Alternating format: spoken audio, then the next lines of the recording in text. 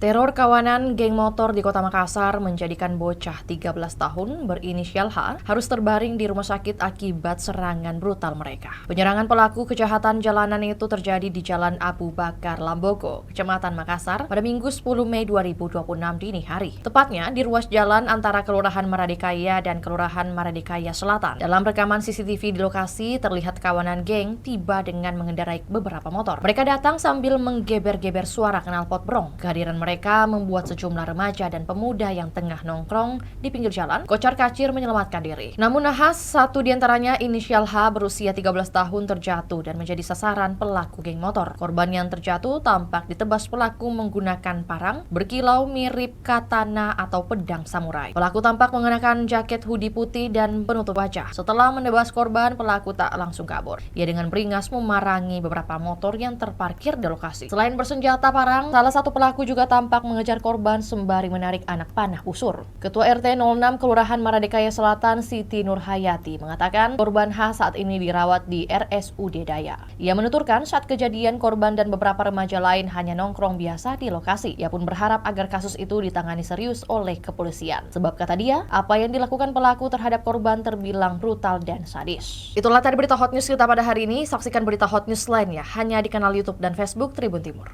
Download Tribun X sekarang, menghadirkan lokal menjadi Indonesia.